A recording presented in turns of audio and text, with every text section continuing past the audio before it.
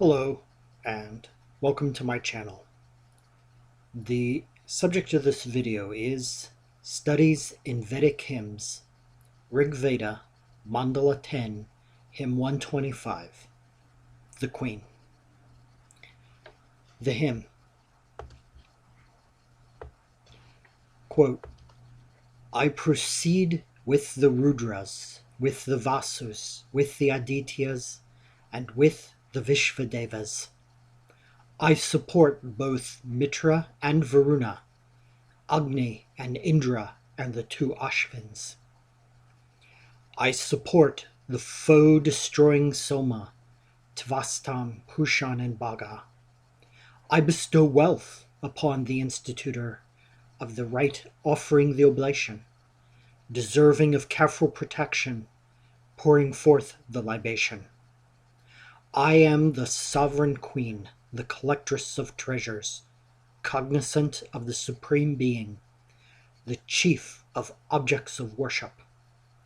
As such, the Devas have put me in many places, abiding in manifold conditions, entering into numerous forms.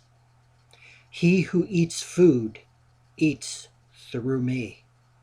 He who sees, who breathes, who hears what is spoken, does so through me.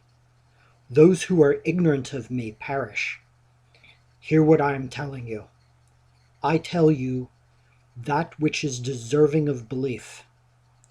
I verily of myself declare this which is approved of both Devas and men. Whomever I will, I render formidable. I make him a Brahmin, a Rishi, or a sage. I bend the bow of Rudra to slay the destructive enemy of the Brahmins. I wage war with hostile men. I pervade heaven and earth. I bring forth the paternal heaven upon the brow of this Supreme Being. My birthplace is the midst of the waters. From thence I spring through all beings and touch this heaven with my body. I spread forth like the winds, giving form to all created worlds. Beyond the heaven, beyond the earth am I, so vast am I in greatness. Unquote. The Queen of the Cosmos. This hymn begins with mystery. The Deva, who is the subject of this hymn, is unidentified by a specific name. This is unusual, and it categorizes the hymn with the class of the abstract hymns that are found in the Veda Samhitas. Such style is generally a method of the Vedic seers for expressing transcendental themes which cannot be conceptualized in terms of limited personal names. These verses have another quality in that they are given in a first-person narrative style. Thus, the unidentified subject is speaking to us directly, which creates the sense poetically of someone who is speaking from behind the veil. There is almost a sense of initiation here, that we are being told something ancient and hidden. Instead of that secret of the name directly, we are given a set of titles: Collectress of Treasures, Cognizant of the Supreme Being, and importantly also, Sovereign Queen. The subject is feminine. The Queen tells us she is the chief of objects of worship. She offers us elements of her character and titles as if we must make an intuitive leap to solve the problem of her ineffable identity. The revelation that she is the chief of the objects of worship, which Griffith translates as the first of those who merit worship, though demonstrating her importance, is still rather cryptic. This indicates the centrality of her role within Vedic rites. But this is not readily apparent since, on a surface reading, There is no dominant female presence in the actual invocations and mantras of the rites. None of the cups of the Soma offered at the Soma sacrifice are dedicated to a goddess, and all the rites are centered on male deities. The goddesses, which are mentioned, are often secondary, such as Goddess Sela, reflected in the fact that they are often simply female forms of the male names, such as Indrani and Varuni, for example, or are not honored to the same degree as the male devas. Because of this, it is often assumed Vedic religion was patriarchal. In reflecting upon this, it is unclear what the queen means by her statements that she is the core of Vedic rites. To understand this, it is necessary to clarify her origin and activities as she reveals them to us. The origin of the queen. The reason for her sovereignty and centrality is discovered in her fundamental role in the hymn. She is the primal matrix of creation. She informs us of this when she says, "I bring forth the paternal heaven upon the brow of the Supreme Being."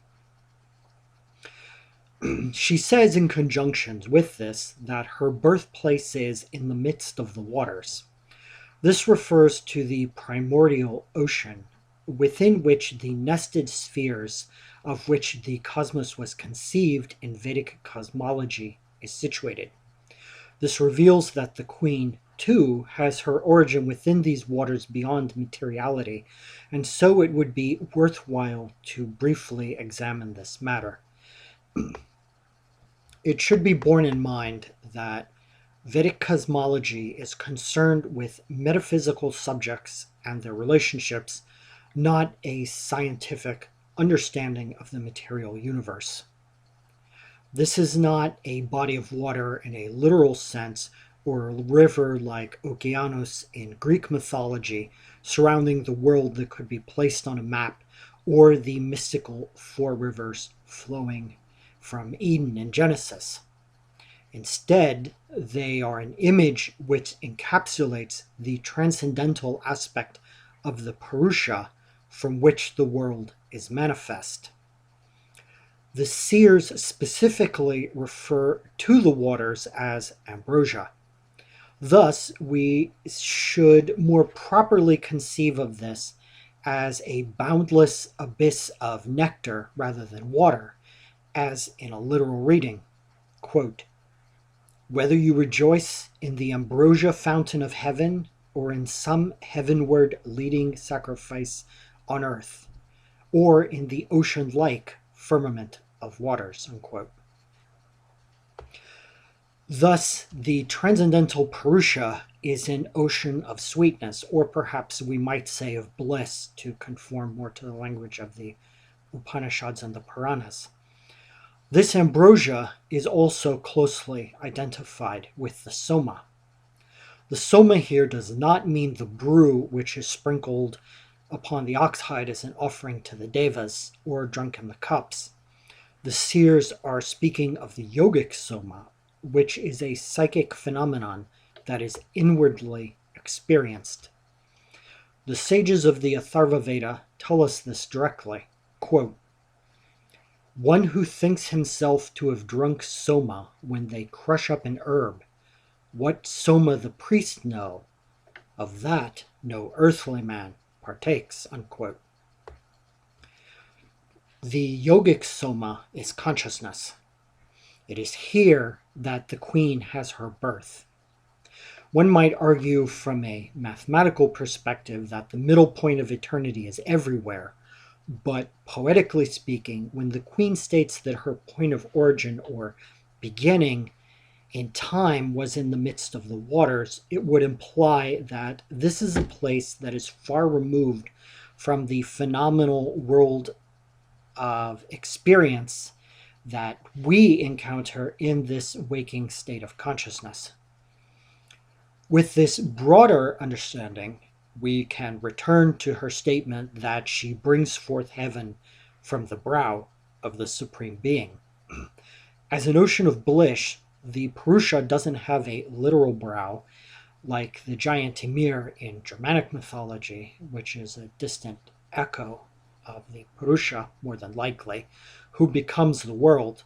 So this indicates that she arises from the mental activity of Purusha as his desire to create. The seers speak of this desire expressed directly. Quote, "Therefore rose desire in the beginning. Desire is the primordial seed and germ of spirit." Unquote. Whether she arises within Purusha as what could be defined as a thought regarding creation as an abstract idea or an actual will as stirring of activity is a debatable point from just the bare text alone. Given the active nature of her characteristics, as we shall see shortly, it is my opinion that the queen is the will of Purusha. Although, as full disclosure, since my path is Kashmir Shaivism, naturally that's what I'm going to project on it. A Vedantin might see it a bit differently. Either way, it is clear from this hymn alone that she is the first step towards manifesting the various worlds and realms. Pardon me as I take a drink of my One World Way Longevity mixture. That's not product placement. They're not giving me any money.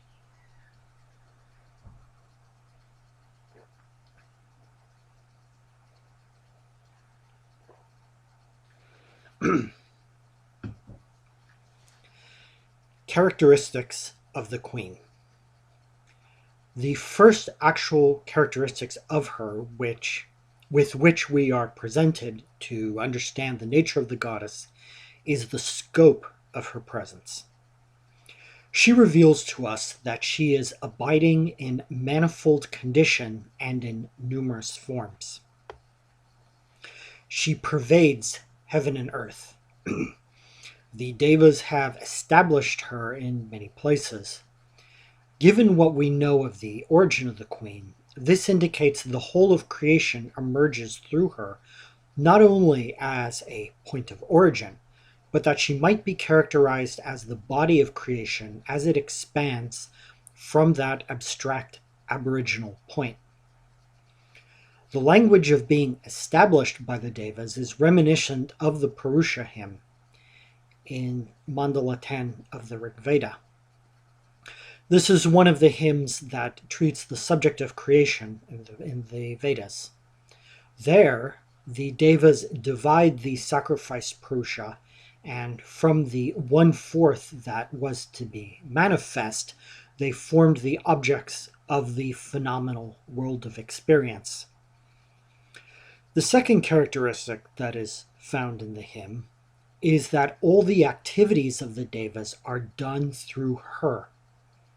Not only is she present in that she is always with them, not merely as a passive shadow, but there is a series of images reflecting the variety of activities which are, in reality, her. The hymn tells us she travels with the Rudras and also the Adityas, which indicates her presence at all levels of the celestial hierarchy. It is she who bends the bow of Lord Rudra and is the force which holds Lord Indra aloft. The seers here also make it clear that she is not simply an etheric phenomenon associated with the Devas, but that she is also animating human actions as well as those of the etheric species. It is said that man eats and speaks through her. This means that what makes us both living creatures and specifically human has its source of manifestation in her. She also says that it is she who makes men formidable and specifically adds the titles of Brahmin, seer, and sage, meaning that she is the gateway to higher grades of knowledge and vision as well as action. In the final verse of the hymn, the queen encapsulates her activity in the cosmos by saying, "I breathe a strong breath like the wind and tempest, and I hold all things together." The metaphor of wind and tempest are revealing they reflect a pervasive, subtle activity which is the origin and subsequent animation of the worlds, and this may also be a reference to the prana, or chi, as it's called in Chinese medicine, the vital life force. Forms of the Queen in other hymns of the Vedas Samhitas. To seek a wider understanding of the Queen of the Cosmos, it is necessary to investigate how she is portrayed by the seers of the Vedas in other hymns. There are 5 other ways in which the sages describe her. 2 of these are perhaps more abstract than the term the Queen, they being Vak and Viraj. One is symbolic as the cosmic cow, and finally there are 2 personalized forms of the Queen Goddess, Aditi and Saraswati.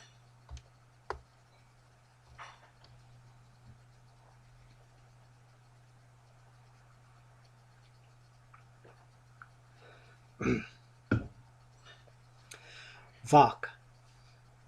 Another name under which the Queen appears within the Vedas is that of Vak. In Sanskrit, this means generically speech, and is often used in this manner in the hymns.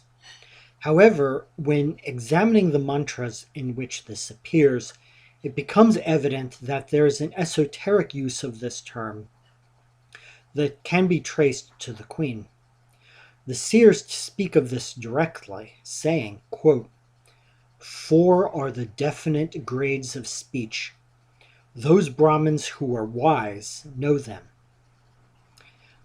3 deposited in secret, indicating no meaning. Men speak the 4th grade of speech." Unquote. Pardon me. The literal use of the term referring to communication is only the gross expression of this phenomenon. This might be considered the foot, or perhaps even the footprint, which indicates something far broader and deeper. Since human speech is an organized collection of sounds to convey meaning, it is proper to assume that these higher grades of the more subtle permutations of Vak are related to this in some manner. Vak is poetically represented in a female form. In the same manner as the Western imagery of the veiled Isis, which is a manifestation of her very likely in these cultures, she is not readily apparent and does not reveal herself easily. The sages say, "But to another she hath shown her beauty, as a fond, well-dressed but to another she hath not shown her beauty, as a fond, well-dressed woman to her husband alone." This is similar to the hymn offered to the Queen, in which she gives indications as to her identity, but it remains unspoken. With the awareness of the 3 grades of her are immaterial, the reason for this becomes clearer. In actuality, she cannot be fully expressed in limited and gross words. The higher and concealed grades can only be internally experienced, as in the metaphor of her as a wife who is intimately known to her husband alone. In the same hymn, she is a yogic phenomenon representing the ritual utterance of the Vedic hymns within the sacred boundaries of the hall of sacrifice, where the wise in spirit create language. Quote, "With sacrifices the trace of Vak they follow, and found her harboring within the seers. They brought her, dealt her form in many places. 7 singers made her tones resound in concert." Unquote. It should be borne in mind that the Brahmins engaged in ritual activity are compared to the Devas, as they are ritually managing the limited phenomena of creation that the Devas undertake in the macrocosm. Not surprisingly, there is more to Vak than as a function within the microcosm of the ritual. She has a cosmological manifestation as well, and it is there that we begin to uncover the links with the Queen, who also functions in the same manner within both the individual and the broader cosmos. In a mantra in the Yajurveda, we are told, "Vak, or speech, dwells in the highest heaven." In another verse in the Rig Veda, it was Vak who produced the Devas of the 4 quarters. Thus, the manifestation of dimensional space is an effect of Vak. The omnipresence of Vak is seen in later hymns as well, in which the sages say, quote, "If it was in the wind or air's mid-region, if it was in the trees or in the bushes, to meet whose utterances forth stream the cattle." Unquote. However, if Vak is the Queen, one would think that she would be beyond the highest point of heaven and be found in the ocean of bliss in which the Queen has her point of origin. Are they really identical? It is this very point which is germane to her identity as the Queen. Vak is, in her higher and abstract form is sound, is exactly the activity of the Queen manifesting creation as layers of sound. In the same manner that the Brahmins organized sound into meaning in the Vedic hymns from memory or their minds, which were sung and the effects resulted, the primordial goddess arose in the mind of Parabrahman, and through the stages of manifestation of sound created the results of the material universe.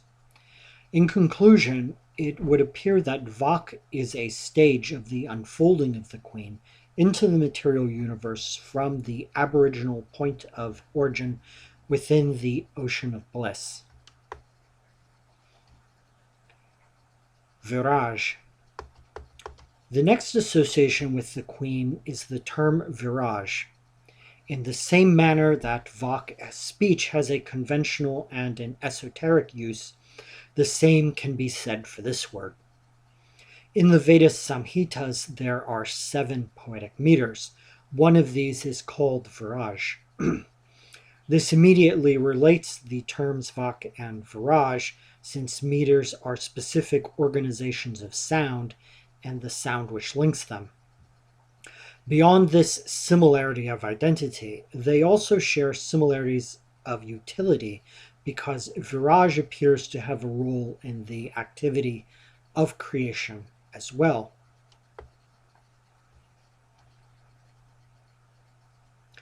Generally speaking, this is commonly applied to all the Vedic meters. It is common throughout the hymns to find statements that the modality of creation was accomplished through them, which would indicate forms of speech or sound. Quote, "May the Devas preserve us from that portion of the earth whence Vishnu, aided by the 7 meters, stepped." Unquote.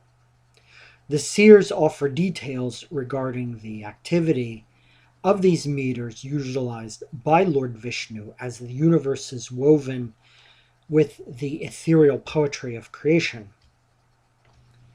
For example, with the Jagati meter, he fixed the rain in heaven and surveyed the sun and the Rathantara. Unquote. This refines our knowledge of the activity of Vak in creation, as it would seem that Lord Vishnu as the cosmic order is the agent of this action. To return specifically to Viraj, which has a unique role in the Purusha hymn of the Rig Veda, after there was a transformation in the Purusha which fabricated from what is poetically described as 1/4 of him, the phenomenal world of existence, the next step is the formation of Viraj. Quote, "From him Viraj was born. Again Purusha from Viraj was born. As soon as he was born, he spread eastward and westward o'er the earth." Unquote. It should immediately be noticed that we find here that the same fourfold division as was mentioned earlier regarding the grades of Vak. This is another point in common. Further, through Viraj, the Purusha manifested into the dimensionality of space. This was also seen regarding Vak, and so it becomes clear that these are terms for the same entity, though apparently acting in economically different ways. This verse also reveals an important function of Viraj. She is the initial medium for the activity of the Purusha in creation. In the process, first Viraj is generated by the Purusha, and then in order to manifest space, it is necessary for Viraj to become born in a limited manner through Viraj. She is also seen with the same role elsewhere. The sages say that Viraj manifests potent Indra's self, and this is the source of his strength, that he is strong through the meters, meaning modalities of sound. Viraj would appear to be a less subtle form of Vak, closer to the material world. This can also be seen not only from the emergence in space, but also the connection with Lord Indra.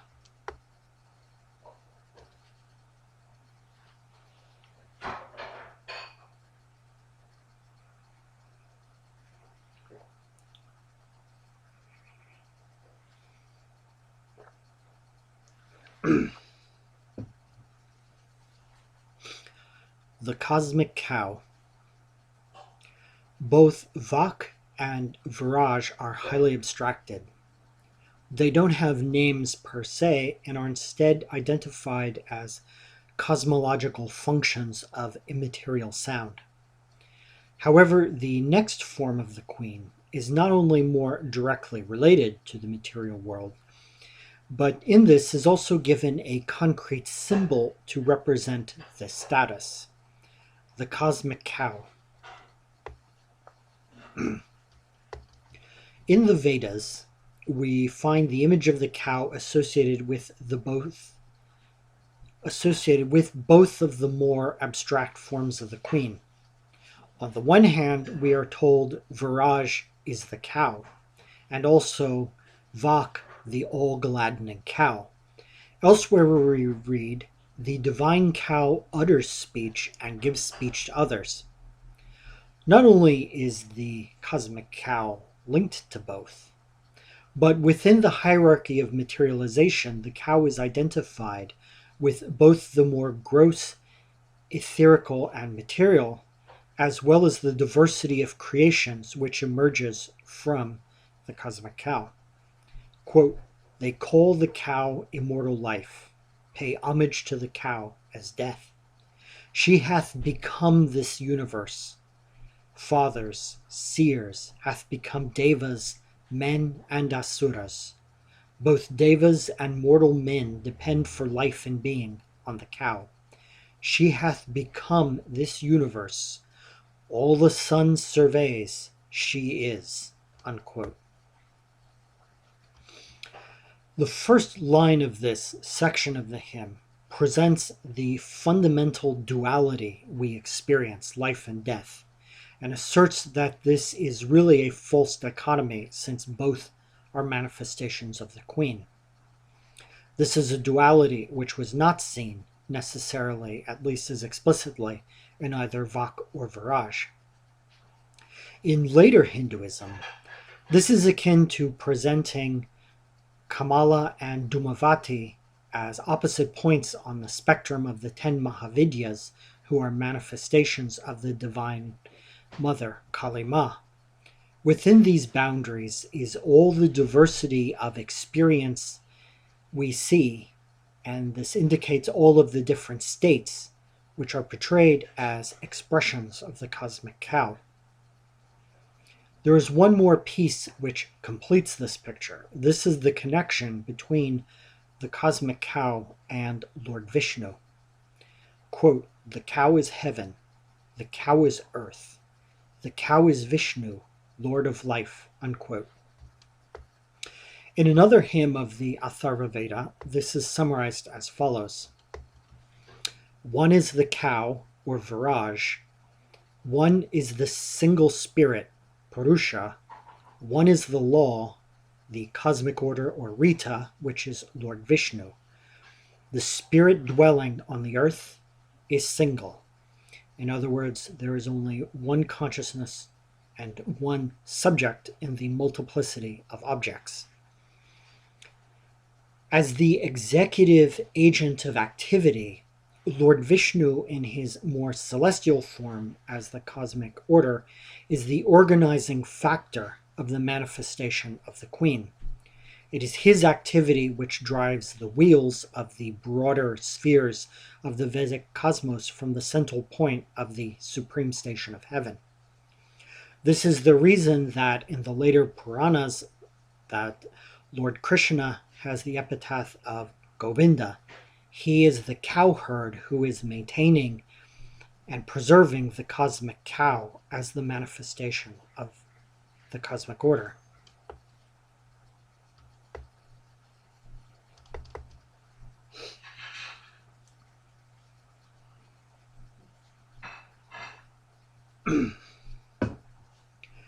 The personalized goddesses, Aditi and Saraswati.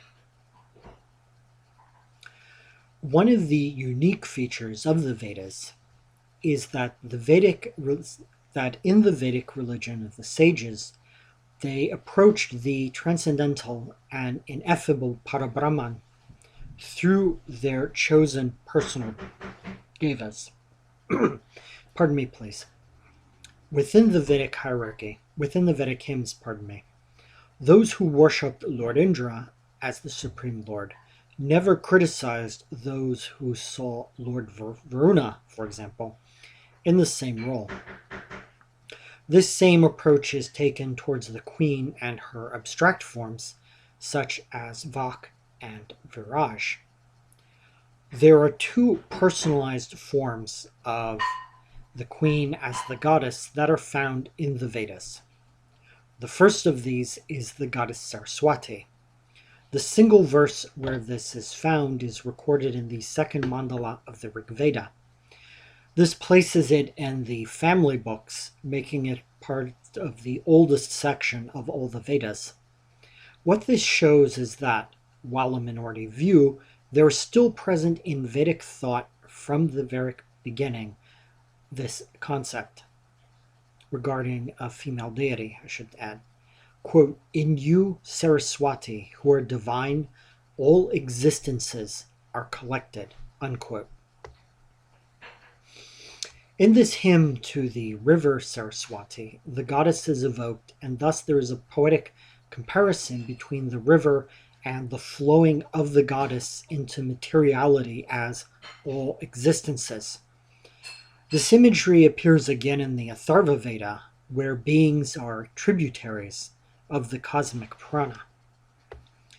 The second personalization of the queen is found in the first mandala of the Rig Veda, which is from a later chronological date. Here the goddess is Aditi. The seers sing in this hymn, quote, "Aditi is heaven, Aditi is the firmament, Aditi is mother, father, and son.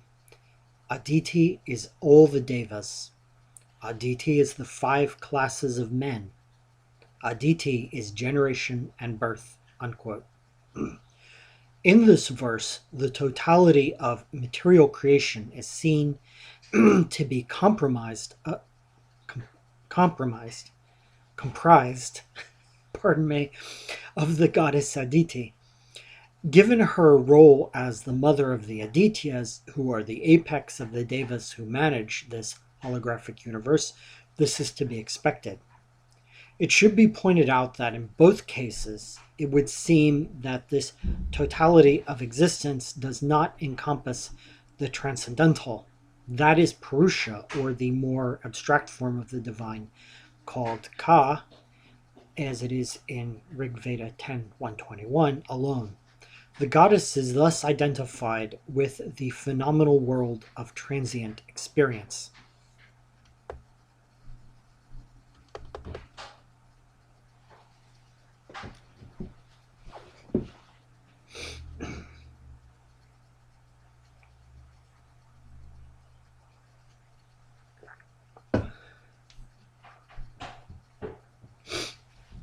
Footprints of the Queen in the Hebrew Scriptures.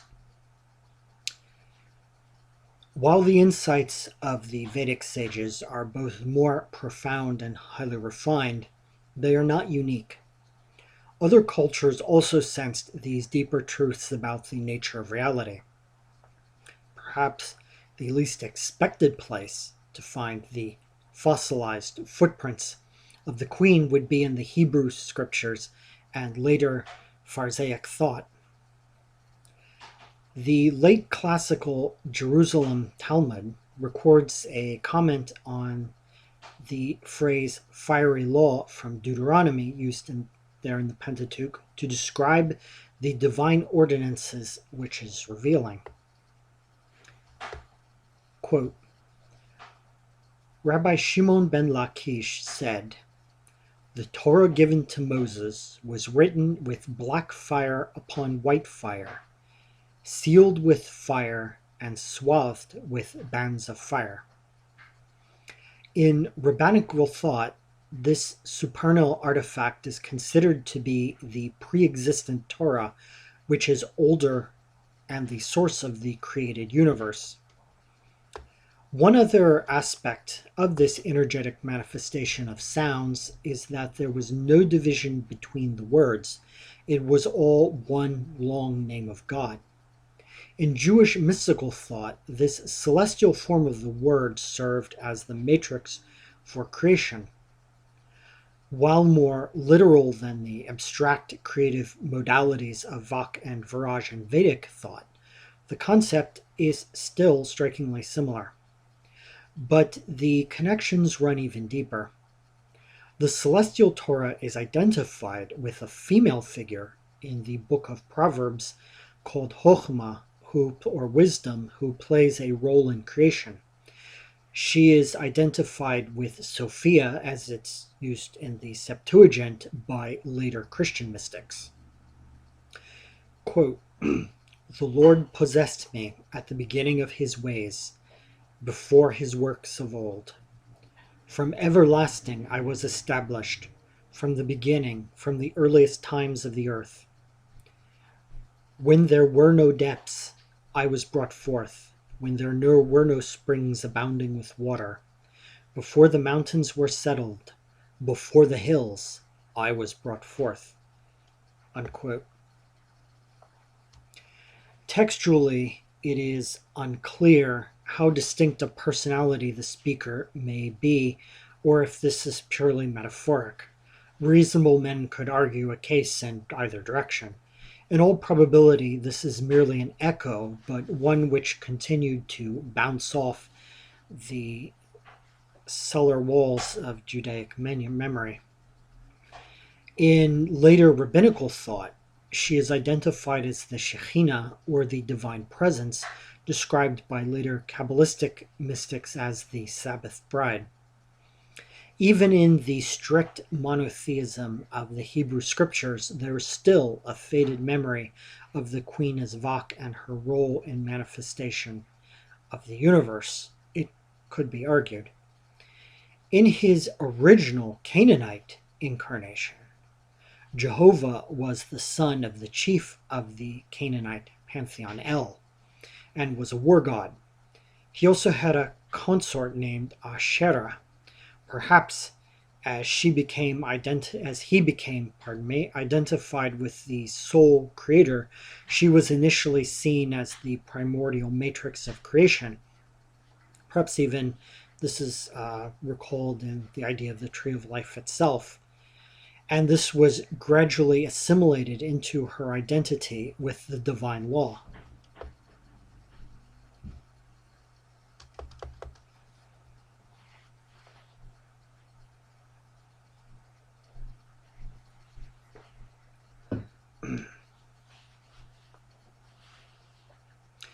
The yogic Agni and Prana. The most economical solution to the identity of the queen would be as the prana, or vital force. This is the qi in Chinese medicine and chu'ulel in Mayan belief system. In Hindu thought, this is fundamentally the energetic substratum from which the phenomenal world of appearance is made manifest. However, in the Vedas, Samhitas, and in this instance much more so in the Rig Veda, this is the yogic or inner form of Agni. This mode of Agni is not only identified with all devas, but generated all beings. This form of fire is in the navel of men and supports human life like a deep planted column. The seers also sing, quote, "Adorable Agni, your radiance that is in heaven, on the earth, in the plants, in the waters, and wherewith you overspread the firmament. That is shining and resplendent, overlooking man, vast as the ocean. You move Agni to the vapor in heaven. You congregate the devas who are in the vital airs of the body. You animate the waters in the bright region above the sun, as well as those that are in the firmament beneath." Unquote. Agni shares with the queen a high celestial origin, as the seers say regarding Prana. Soma generated Agni in heaven. Along these same lines we find the Devas generated Agni on the brow of heaven, which echoes the language of the origins of the queen. Agni is also a center of ambrosia. This may have shades of meaning, for as the medium of sacrifice, fire is a transformative agent which is key to the cycle of mutual benefit with the devas, and thus also is ambrosia. Thus, when the seers teach that the ambrosia of Agni sustains heaven and earth, it could also be read as referring to the sacrifice as well as the vital force of the prana. In the later Atharva Veda, Agni Vaishvanara, the Lord of Light and Endless Life, as the prana is portrayed as the animating factor of life and nature. Quote, "He hath directed all things. He sends forth the seasons in his might." There is a complete identification between the language and metaphors of the yogic Agni and the prana when described by the sages with this term. Homage to prana, him who hath domain o'er the universe, who hath become sovereign Lord, in whom the whole depends. Unquote. The prana in this hymn is portrayed as the vital force of all activity, and living creatures are thy tributaries, prana. In the same verse, Viraj is also identified as a form of prana, and this brings us back to the queen with this link. Our hymn from the Rig Veda addresses this issue and informs us that Agni is created by the queen, the same as the other devas. It would then seem that the relationship between them is that the queen is not the prana itself, but she is the substratum of the prana, that she is more subtle.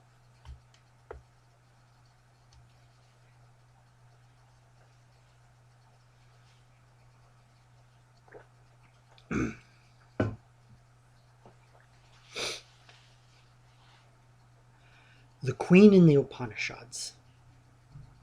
In the Kena Upanishad, there is a legend regarding Lord Indra and the Devas. In this tale, the Devas were celebrating a victory in one of their conflicts with the Asuras. They believed that this was through their own effort and took credit for it themselves. However, in reality, this was because of Brahman, who is here called a great spirit. Because he did not wish for the Devas to remain deluded about the truth, he manifested before them. But they could not comprehend what they were perceiving. Leaving out a step involving Lord Agni and Lord Vayu for brevity, the Devas asked their king to discover the meaning of this cryptic event. Quote, Then the Devas said to Lord Indra, O Bhagavan, find out who is this great spirit. Yes, he said, and hastened to it. But the spirit departed from him. Then Indra beheld the very region of the sky, a woman highly adorned. She was Uma, the daughter of the Himalayas. He approached her and said, Who is the great spirit? Unquote. In the later Puranas, the daughter of the Himalayas is Parvati Ma, the consort of the Supreme Lord. It is she who is able to teach Lord Indra the nature of Brahman, or the Absolute. This is not surprising given her role as the initial impulse of creation and the matrix through which the holographic reality has been manifested. She is the closest being to him. This is the most prominent appearance of the Queen in the Upanishads. Pardon me. In one other aphorism, the prana which forms into the etheric and material realms is identified with the Queen in her form as Aditi. Quote, He verily knows Brahman, who knows Aditi, the soul of all the Devas, who was born in the form of prana, who was created with the elements, and who, entering into the hearts, abides there. This verily is that. Unquote. The Supreme Lord, called philosophically Nirguna Brahman, is formless and eternal. He is the embodiment of consciousness and the bestower of the fruits of action to be realized through existential knowledge. Realization of this Lord within is liberation. Without the consciousness of Atman, all entities would be inert. At the beginning of the cycle of creation, the Saguna Brahman projects Maya, or Prakriti, which is the prana transformed into elements and becoming the aggregate of humans, etheric, and animal species. These are fashioned according to their thoughts and actions in the previous cycle of creation. All of these are nets because they trap and snare the individual Purushas in various states. We find here that the Queen is identified with Maya and Prakriti. There's another reference to speech, or Vak, appearing in which speech is a key aspect of the universe.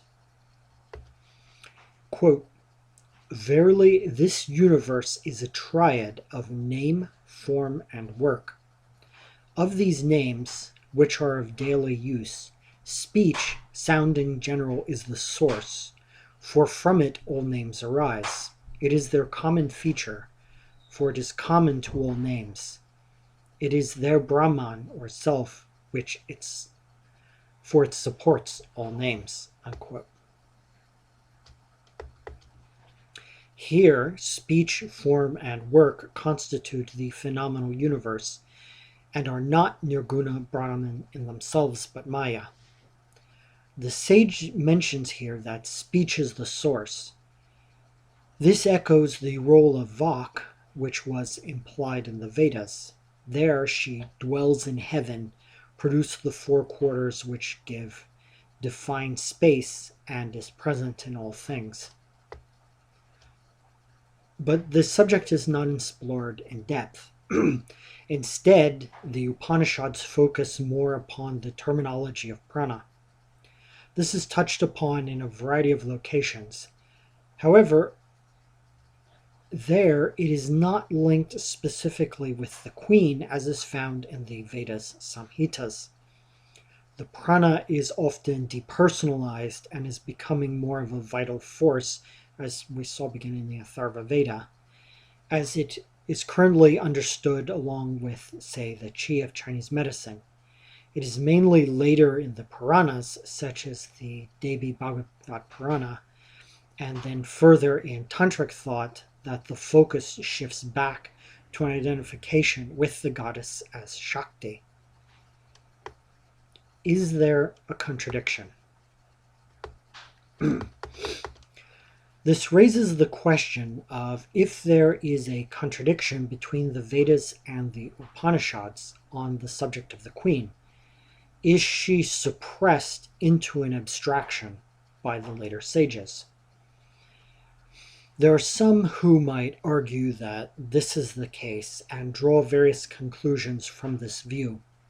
I am reminded of Robert Graves in both The White Goddess and in his 2-volume work on Greek mythology, reading a variety of incidents in these tales as historical allusion to the West Aryan invasion of Europe and suppression of the native cults of the goddess.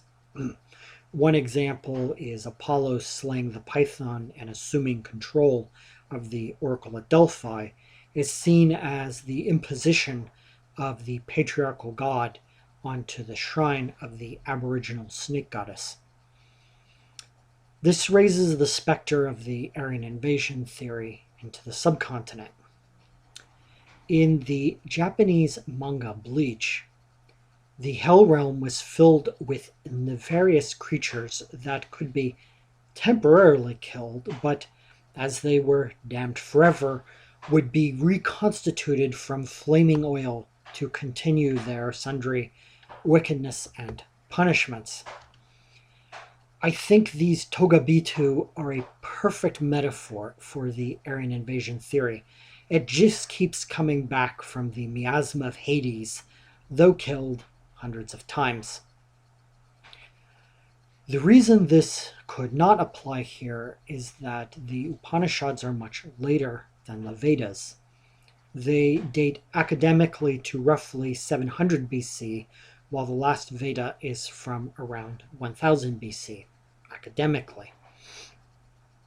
Thus, they could not be an historical source of information, for even if it is for an event that is alleged to have occurred in 1500 BC and left no impressions there. If there were Dravidian mother goddesses suppressed by the Aryan hordes swooping down in their shining chariots and blonde hair, then we would see the opposite of what we find in the documents. Instead of the goddess first being present and then occulted, if that is in fact what is happening, we would see her hidden and only re-emerge once later, once Aryanized like some form of Brunhilde. This is not the case. Thus, there is no support for the Aryan invasion here, or anywhere else for that matter. Examining the Vedas chronologically, it can be discovered that there is a change in the presentation of the subject of the yogic Agni and Prana in the hymns. They become more differentiated. This is seen in the Yajurveda, where yoga as breath control first appears explicitly in the Vedas, specifically in Yajurveda 23, and later through the Atharva Veda, where prana is celebrated in a hymn independent of the link with Agni that would always be present in the Rig Veda. It is my view that the sages of the era of the Upanishads are simply refining these concepts into more philosophical rather than poetic language. This continued the process begun in the Vedas themselves. It must be borne in mind that the Veda Samhitas do not present systemized teachings. The hymns and mantras for sacrifices already assume this knowledge, and thus they often speak obliquely or express rudimentary concepts. Thus, I do not see that there is an actual contradiction, or that the goddess in any of her forms is somehow suppressed or denied by the sages of the Upanishads.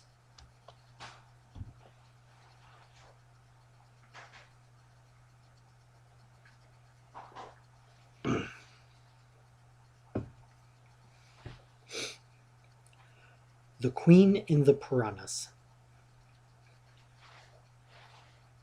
The devotional path. Meditate do I on her who sits on a lotus, on her who glitters like gold, on her who grants all desires, on her who gives protection, on her who has a soft heart for her devotees, on her who is worshipped by all the Devas.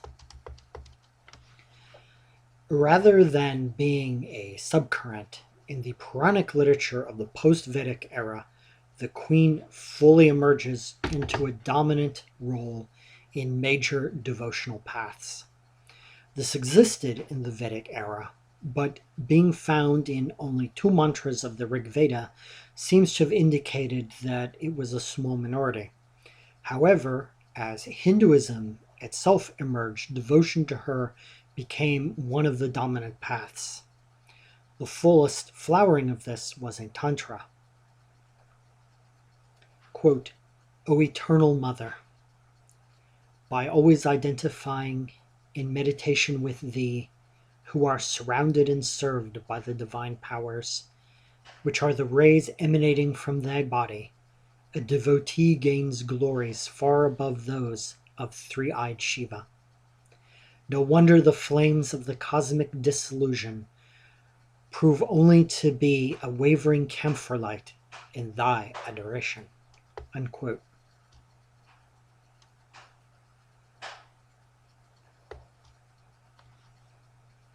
In his poetic hymn to the Queen, the Saundarya Lahari, the Advaita mystic Sankara reveals the realm of the inner experience of man's relationship to the divine, which is the praxis for the preparation for the final threshold of self-realization. Within the penetralium, he encountered the goddess in her cosmic form as Devi in a sublimated sexual ecstasy. This is the path of devotion or bhakti to the Queen, of whom he says, For the ignorant, the dust of thy feet is the island of shelter where the luminous sunrise of the spiritual enlightenment arises, as both mother and consort. There is an echo of this devotional path in a muted manner in Western European culture, beginning with the idealization of the feminine in lyric poetry of the troubadours in the High Middle Ages through to German Romanticism. This was a specifically Northern European culture phenomenon which one does not find in classical literature. It was the German polymath Goethe who, as the last line of his poetic drama Faust, wrote regarding the salvation of the main character through his attachment to Gretchen and various forms thereof, as we might say, quote, All that is perishable is but an allegory. The eternal feminine draws us on, unquote. At least, as I recall about Goethe's Faust, I'm sure that perhaps those of you who are even more deeply learned in German Romanticism, which I haven't read about for a number of years, might be able to refine that a bit further. But to carry on, this sentiment which Goethe presents is found in a more complete manner by Sankara in his stanza, quote, "The noble aspirants with minds free from the impurities of Maya, illusions and ignorance, or that which is perishable in Goethe's language, are filled with thrills of spiritual bliss by the vision of thy lightning-like body, with its manifestations of sun, moon, and fire, located above the 6 lotuses of thy rays." Unquote. The German poet projected this vision, perceived subconsciously because he was such a great poet, within his own psyche onto the characters of Gretchen and Helen in the play, and thus she could fulfill the role of the goddess and be the catalyst for the redemption of Faust as the eternal feminine. There is here perhaps an echo of the line from the Rig Veda, "Whom I will, I make a sage," as she clearly did Goethe, for she who binds with Maya is also she who liberates. To understand how the goddess can fulfill such a role, it is necessary to frame the answer in the context of the cosmology.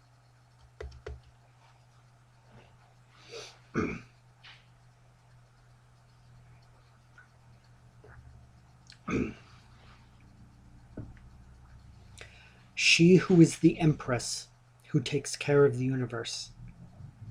She who sits on the thrones of lions.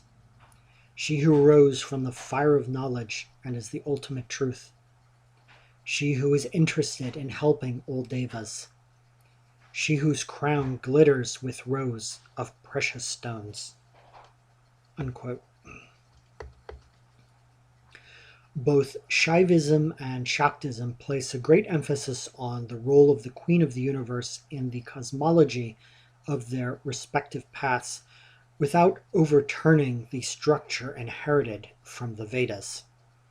This reflects the flexibility and adaptability of Vedic paths to accommodate new cultural trends which unfold the potential inherent in the ancient documents.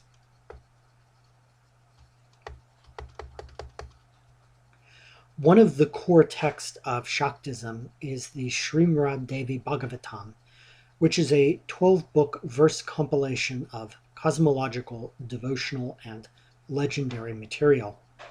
This is an early work which is considered to be roughly from the beginning of the era of the Puranas, which is from 500 BC to 500 AD in the academic chronology. This is the beginning of modern Hinduism. When we compare what is found in this later text, we find it follows the trail of the queen that has been uncovered in the Veda Samhitas. The queen as Devi explains her role and activity in creation. Initially, she explains her direct unity with the Purusha, who is the transcendental divine. Pardon me. Quote, "There is oneness between me and the Purusha. There is no difference whatsoever at any time between me and the Purusha. Who is I? That is Purusha. Who is Purusha? That is I. The difference between force and the receptacle of force is due to error." Unquote. The text here elaborates on the verse from the Purusha hymn in the Rig Veda, Mandala 10, hymn 90, that the queen in the form of Viraj arose from Purusha. This is an activity in time related to the progressive generation of the cosmos. This is only during the period of manifestation of the multiverse, when the desire to create arises within the Purusha, as the sages write in the Rig Veda, as we've already quoted, "Therefore rose desire from beginning, desire, the primal seed and germ of spirit." Before this, all was void from the vantage point of form and attributes. And this is the state into which all will unfold or will fold once again.